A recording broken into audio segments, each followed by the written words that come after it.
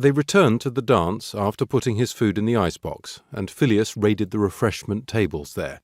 He loaded his plate with fried chicken, potatoes, pie, and an assortment of other goodies, all spread before him like a feast. He was trying to eat away his troubles, and while he knew it was a temporary solution, it was still worth the effort. The food tasted like a dream, and soon he was lost in the music and dancing around him. He swayed to the rhythm of Woodrow Atkin's fiddle as he ate, feeling a strange, fresh energy radiating through him. He knew it was just a momentary respite from his troubles, but for now it was enough. Of course, what would really make him feel better was starting work on the hotel. Now, there was a project, and he'd been champing at the bit to start, but every time he thought he could, he got pulled away to work on something else with one or all of his brothers. Dora sat beside him with a full plate and picked at her food.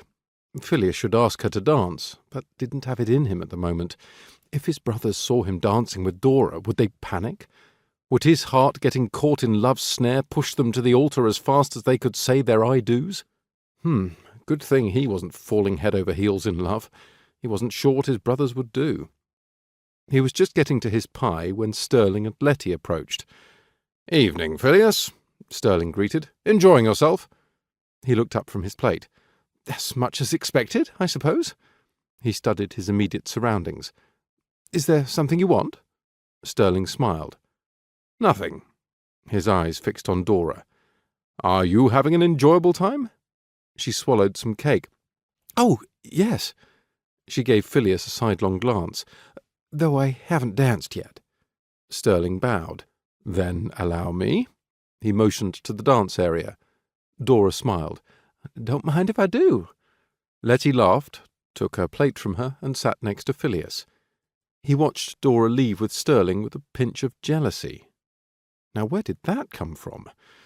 He took a large bite of apple pie, and the sweet cinnamon flavour burst across his taste buds. He sighed. Yes, something like this was worth living for.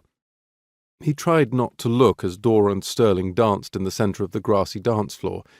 Instead, he concentrated on the music through the loud conversations of the other townsfolk. He leaned back in his chair with a contented smile on his face and a plate of just the right amount of food in his hands. He might have indigestion tomorrow, but it was well worth it tonight. For all he knew, he was the next Viscount Darlington. He started on his slice of cake as Sterling and Dora returned. Letty had kept things to idle chit-chat and said not one word about Wallace and Jean. That meant Sterling was going to pull him aside and lecture him.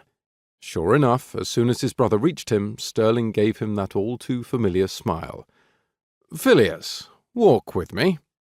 He took one last look at his plate and sighed. "Oh, very well." He handed his plate to Letty, who was handing Dora's back to her. "Do you mind?" Letty smiled. "Not at all, though I can't promise your cake will still be here when you return."